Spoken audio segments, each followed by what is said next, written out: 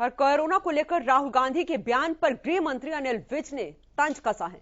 उन्होंने कहा कि राहुल गांधी देश की बदनामी करने पर तुले हैं। दरअसल राहुल गांधी ने कुछ दिन पहले सरकार पर निशाना साधते हुए कहा था कि कोरोना काल में सरकार की लापरवाही से 40 लाख लोगों की जान गई है। इसके साथ ही इनेलो नेता अजय चौटाला के पेंशन न लेने के बयान पर तंज कसते हुए गृह मंत्री अनिल विज ने कहा कि जिन्होंने राजनीति से पैसा कमाया है वो पेंशन ना ले। इसके साथ ही गृह मंत्री अनिल विज ने गुरुग्राम और फरीदाबाद में कोरोना के बढ़ते मामलों को लेकर कहा, इस मामले पर सरकार नजर बनाए हुए है। राहुल गांधी देश की बदनामी करने पर तुले हुए हैं। कोविड में जिस कुशलता के साथ नरेंद्र मोदी जी ने सारे काम को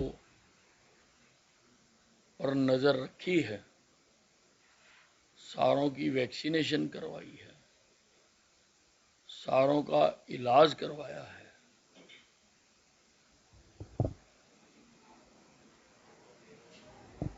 उतना और किसी देश में आज तक नहीं हुआ है। जहां तक हरियाणा का प्रश्न है, केवल गुड़गांव और थोड़ा सा फरीदाबाद में केसेस बढ़ रहे हैं, बाकी आधे से ज्यादा हरियाणा में जीरो है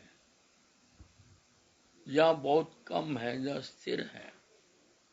और वहां का जांच करने के लिए मैंने जो एसीएस हेल्थ है राजीव अरोड़ा, उनकी अध्यक्षता में टीम भेजी हुई है। जिन्होंने राजनीति से पैसा कमाया है उनको यकीनी तौर पर नहीं लेनी चाहिए, और अगर उन्होंने ले रखी है तो वो भी उनको वापस खजाने में जमा करानी।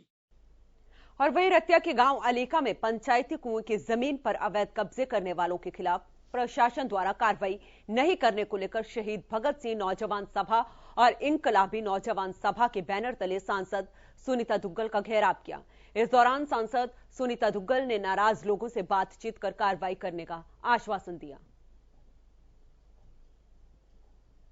धरना प्रदर्शन जो हो रहा है उसके लिए मैंने माननीय डिप्टी कमिश्नर साहब को ये कहा है कि कल 10 बजे इनका डेलीगेशन 5 लोगों का आगे आपको मिलेगा और उनकी जो भी समस्या है आप उनकी बात सुन के उसका समाधान करो। तो मुझे लगता है लेकिन कुछ लोग इसके अंदर राजनीति जो है करने की कोशिश कर रहे हैं, क्योंकि जब डिप्टी कमिश्नर जो कि जिले का सबसे बड़ा अधिकारी होता है, जब उसके साथ इसके बारे में बातचीत हो गई है तो मुझे लगता है कि बैठ के समाधान जो निकालना चाहिए। लेकिन कई लोग ऐसे होते हैं कि जो समाधान निकालना नहीं चाहते, केवल नाराबाजी करना चाहते हैं। जी अलीका का 302 नंबर प्लाट है जिस पर सुदर्शन नंबरदार ने अवैध कब्जा किया है। उसमें सरपंच प्रतिनिधि साथ खड़े होकर कब्जा करा रहे हैं और अमन सेक्रेटरी इसकी पैसे की साठ-गांठ कर रहे हैं। इसमें बीडीओ भी शामिल है। सारे अधिकारी हैं जो भ्रष्ट हैं।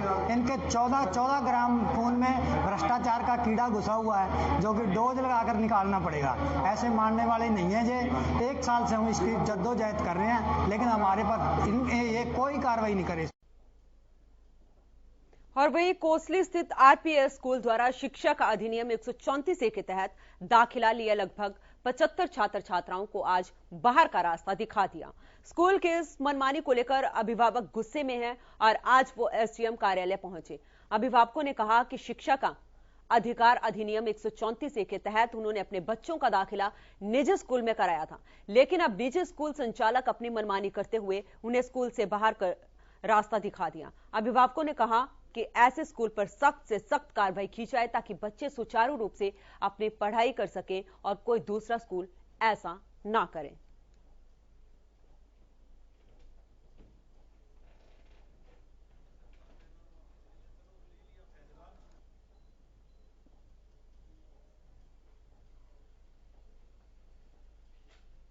और वहीं संयुक्त किसान मोर्चा के आह्वान पर सोनीपत मिनी सचिवालय के सामने संयुक्त किसान मोर्चा की सोनीपत इकाई ने अपनी मांगों को लेकर प्रोटेस्ट किया और जिला उपायुक्त के नाम ज्ञापन सौंपा और किसानों पर हुए मुकदमे की वापसी समेत कई मांगों को लेकर भी उन्होंने प्रदर्शन किया।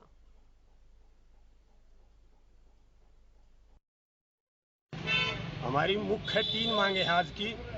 एक तो किसानों पर जो मुकदमे बनाए गए वो सारे वापस हों। MSP की जो कमेटी आज तक नहीं बनाई है उस कमेटी का गठन तुरंत हो और किसान संयुक्त मोर्चे के सदस्य उसमें शामिल किए जाएं।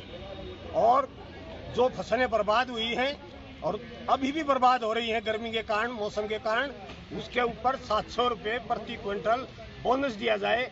इन 3 मांगों को लेकर किसान संयुक्त मोर्चे के आह्वान पर आज हम DC कार्यालय पर ज्ञापन देने के लिए ये संयुक्त किसान मोर्चे की तरफ से पूरा हफ्ता 11 से लेकर 18 तक पूरा हफ्ता मनाया गया है।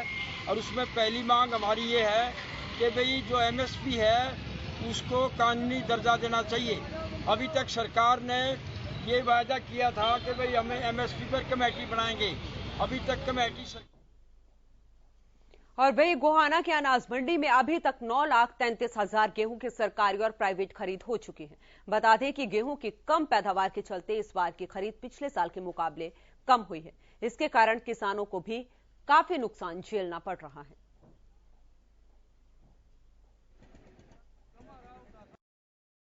अभी तक लगभग 9,33,000 क्विंटल की परचेज हो चुकी है। इसमें परचेज सेंटर भी है, प्राइवेट खरीद भी है। प्राइवेट खरीद भी हो रही है? हाँ जी, प्राइवेट खरीद भी हो रही है, लेकिन अभी नाम मात्र की है, ज़्यादा नहीं है। कितना हो चुका है प्राइवेट? लगभग 21,000 क्विंटल है। 21,000 क्विंटल। किस भाव में बिक रहा है अनुमान? अलग अलग है, 10 रुपये ऊपर, 20 रुपये ऊपर, 25 रुपये ऊपर, कोई किसी रेट में, कोई किसी।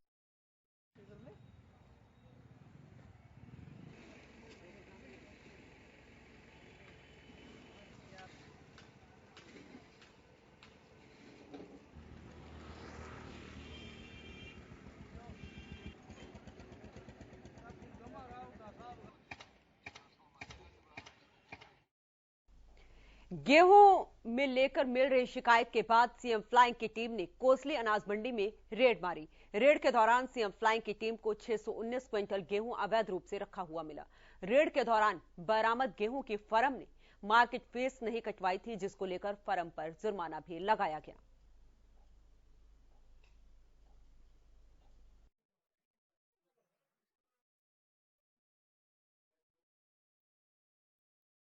फ्लाइंग से आए थे कि हमारे पास की दुकानों में अनरिकॉर्डेड स्टॉक है, तो उसके बाद में कार्रवाई की गई है।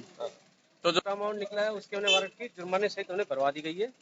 टोटल 75,758 रुपये भरवा दी गई है और आगे से डायरेक्शन दी गई है कि ऐसी हरकतें कभी करने वाले में बिल्कुल बख्शा नहीं जाएगा। जमींदार हमारे पास माल गया, एक जमींदार 50 एकड़ का जमींदार है, उसका माल मेरे कन 600 से 700 क्विंटल माल पड़ा है। वो अपने मैंने पैक करके लगा दिया। जमींदार से मैंने कहा था मार्केट रेट 2050 का है, तो इसमें इलीगल मैंने क्या कर दिया। और अगर सरकार चाहे की करनी है तो पूरी 100 मंडी 125 मंडी में जितनी भी दुकान है सबकी कार्रवाई करो। बल्लभगढ़ के अनाज मंडी में किसानों और आड़तियों को ट्रांसपोर्टर की लापरवाही का खामियाजा भुगतना पड़ रहा है। ट्रांसपोर्ट की कमी के चलते अनाज से भरे कट्टों का उठान नहीं हो रहा है। बता दें, बल्लभगढ़ अनाज मंडी में केवल 20,000 कट्टों की लिफ्टिंग हुई है। वहीं 2 लाख के करीब कट्टे अभी भी मंडी में रखे हुए हैं। अनाजों का उठान ना होने पर किसानों को भी पेमेंट नहीं मिल पा रहा। भाई साहब 2 तारीख को माल डाला, अभी तक वैसे तो सरकार कह रही है 72 घंटे में पेमेंट दे देंगे, और 2 तारीख से आज देख लो आप 17 तारीख होगी, 15 दिन हो गए, कोई पेमेंट का आता पता नहीं है। क्या वजह है? अब इनसे आड़तियों से कहते हैं कि लिफ्टिंग नहीं हो रही है, गाड़ियां नहीं है। ये हम भी देख रहे हैं मंडी में गाड़ी नहीं है, लिफ्टिंग नहीं हो रही, माल ही नहीं पड़ा है। और सबसे बड़ी दिक्कत ये जो इनके ट्रांसपोर्टर हैं, गवर्नमेंट के ट्रांसपोर्टर हैं, या गवर्नमेंट खुद ना उठा रही है, ट्रांसपोर्टर माल नहीं उठा रहे हैं। जिनको ठेका दिया हुआ, या तो वो देखें या गवर्नमेंट देखे, माल उठेगा जब हमारी पेमेंट आएगी।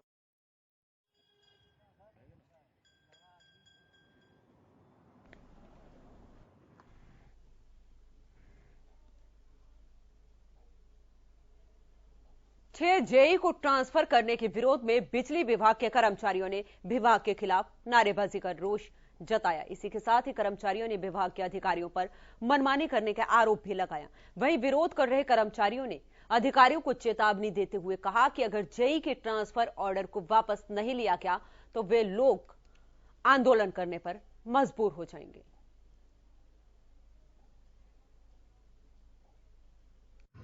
इस जो जेईओं के तबादले जो हमारे 1 अप्रैल को हुए हैं, मैं all Haryana power corporation worker union की तरफ से घोर निंदा करता हूं, क्योंकि जो जेई हैं वो निगम की रीढ़ की हड्डी है। जेई एक ऐसी पोस्ट है जो हमेशा इसके निगम के प्रबंध और निगम का जो सारा कार्य है इसकी देखरेख में जेई के बगैर बिल्कुल भी कोई कार्य संभव नहीं है।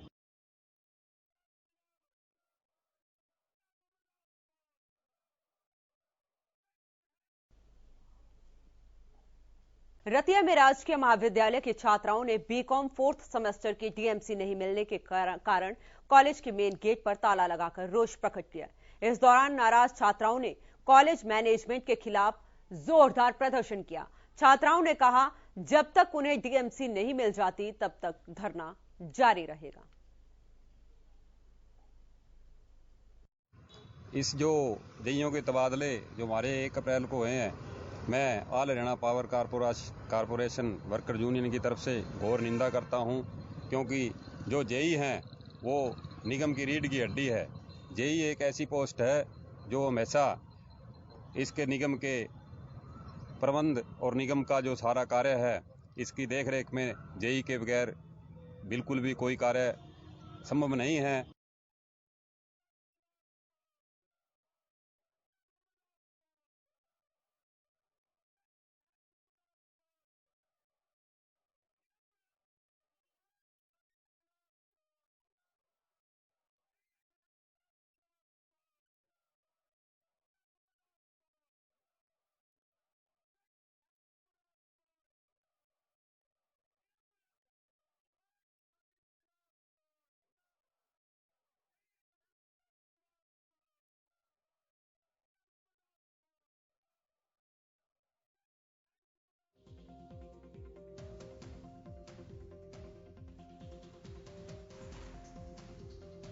कर्मचारियों ने यहां पर प्रदर्शन किया। आपको बता दें कि 6 जेईओ के ट्रांसफर का विरोध यहां पर बिजली विभाग के कर्मचारी कर रहे हैं और अधिकारियों पर मनमानी के आरोप भी यहां पर लगाए गए हैं।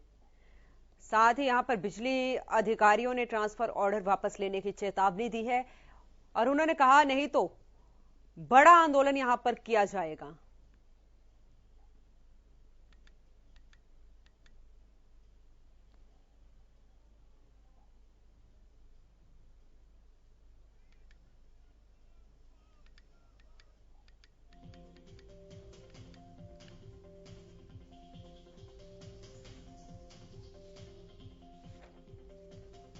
तो 6 जेई को ट्रांसफर करने के विरोध में बिजली विभाग के कर्मचारियों ने विभाग के खिलाफ नारेबाजी कर रोष जाहिर किया और इसी के साथ कर्मचारियों ने विभाग के अधिकारियों पर मनमानी करने के आरोप भी लगाए हैं।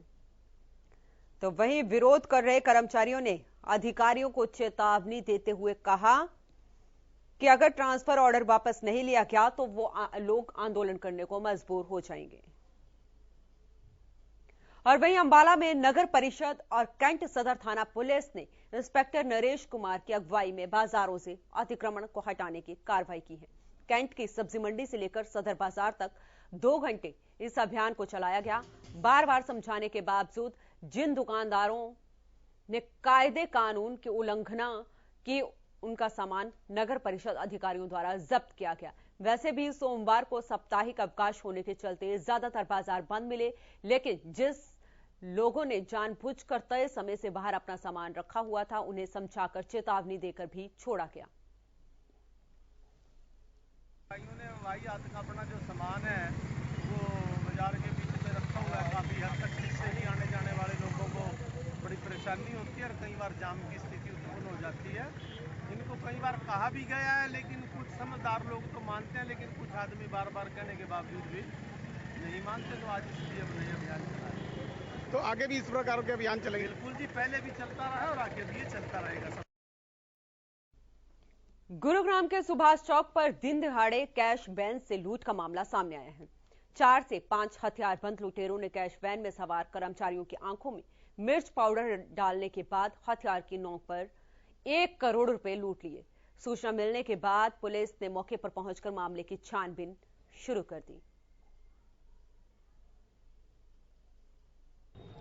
अभी जो प्राइमरी इंफॉर्मेशन मिली है, S&B कंपनी के कुछ एम्प्लॉयज़ हैं जो यहाँ सुभाष चौक के पास खड़े थे और अब इन्होंने कैश काउंट नहीं किया एग्जैक्ट कैश तो, लेकिन जो ये बता रहे हैं कि 4-5 लड़के आए थे और आंखों में मिर्च डाल के और वेपन दिखा के लूट करके। अभी तो 4 से 5 लोग बताए जा रहे हैं, बाकी इन्वेस्टिगेशन में पूरा पता चला। गुरुग्राम के सुभाष चौक पर 1 करोड़ की लूट की वारदात सामने आई है। मैं इस वक्त सुभाष चौक के उसी इलाके में मौजूद हूं। आप देख सकते हैं कि ये दिल्ली नंबर गाड़ी है जिसमें 3 से 4 लोग सवार थे और ये बताया जा रहा है कि जो बदमाश थे वो हथियारबंद थे। पहले इनके ऊपर मिर्च का पाउडर फेंका गया, उसके बाद हथियार की नोक पर लेकर इनसे 1 करोड़ रुपए की लूट की वारदात को अंजाम दे दिया गया। यह भी बताया जा रहा है कि जो 3 से 4 इस वैन में सवार लोग थे, इस इको गाड़ी में सवार लोग थे, ये कैश कलेक्शन एजेंट के तौर पर काम करते हैं और सुबह से लेकर अभी तक 10 ऐसी कंपनियों से ये कैश कलेक्शन करके यहां पे पहुंचे थे और सामने जो मारुति का शोरूम है वहां से कैश कलेक्शन करने के लिए गए थे। जैसे ही इन्होंने गाड़ी ये मेन रोड से कटकर इस रोड पर रोकी, वैसे ही 3 से 4 हथियारबंद बदमाशों ने इनको हथियार की नोक पर ले लिया और इनके पास रखा हुआ 1 करोड़ रुपए के करीब का कैश लूटकर यहां से फरार हो गए। हालांकि अब वारदात के बाद गुरुग्राम पुलिस मौके पर पहुंची है और तमाम लोगों से बातचीत करने की कोशिश की जा रही है, तफ्तीश करने की कोशिश की जा रही है कि आखिर कैसे ये लोग यहां पर पहुंचे थे, कितने लोग इनके साथ मौजूद थे। कहीं ऐसा तो नहीं कि इनमें से कुछ लोग इस पूरी वारदात में शामिल रहे हों। आप देख सकते हैं कि अभी भी जो कैश कलेक्शन का पूरा हिसाब किताब है वो गुरुग्राम पुलिस के अधिकारियों के द्वारा खंगाला जा रहा है, जिससे इस पूरी वारदात में जो शामिल बदमाश थे उनका खुलासा किया जा सके। इस वक्त आला अधिकारी मौके पर पहुंचे हैं और पूरे इलाके के अंदर जो सीसीटीवी फुटेज है उनको खंगाला जा रहा है। आप देख सकते हैं कि तमाम जो अधिकारी हैं वो मौके पर पहुंचकर तफ्तीश करने में लगे हैं और इस वारदात के खुलासे के लिए तमाम क्राइम टीम को लगाया गया है। कैमरामैन जितेंद्र शर्मा के साथ नीरज वशिष्ठ, गुरुग्राम। यमुनानगर में शुक्रवार देर रात कांग्रेस नेता के बेटे जानू की हत्या के मामले में एसटीएफ ने 48 घंटों में 2 आरोपियों को गिरफ्तार किया है। पकड़े गए आरोपियों में हरपाल उर्फ नीलू कुरुक्षेत्र के बड़ौदा का रहने वाला है, जबकि नितेश उर्फ मीतू उमरी का रहने वाला है। पुलिस दोनों आरोपियों को कोर्ट में पेश कर 7 दिन के रिमांड की मांग करेगी। साथ ही बाकी आरोपियों के लिए पुलिस लगातार दबिश दे रही है। आप तकरीबन ये मानिए 3 जो एफआईआर में बाय नेम है, 2 हमने ये गिरफ्तार कर ली है, 5 तो हो गए हैं और इन 5 के अलावा इन लोगों ने ऐसे तकरीबन 8 नाम और बताए हैं जो लोग जुर्म में शामिल थे, जिनको ये 14 तारीख को भी आए हैं। नितेश 14 को नहीं आया, हरपाल लेकिन 14 को आया है और इसने सचिन के साथ और मोहित के साथ मिलके, सुमित के साथ मिलके रैकी की है जानू की। उस दिन फॉर्चुनेटली जानू के बारे में कुछ इनको नहीं पता लगा, लेकिन फिर ये रिपीटेडली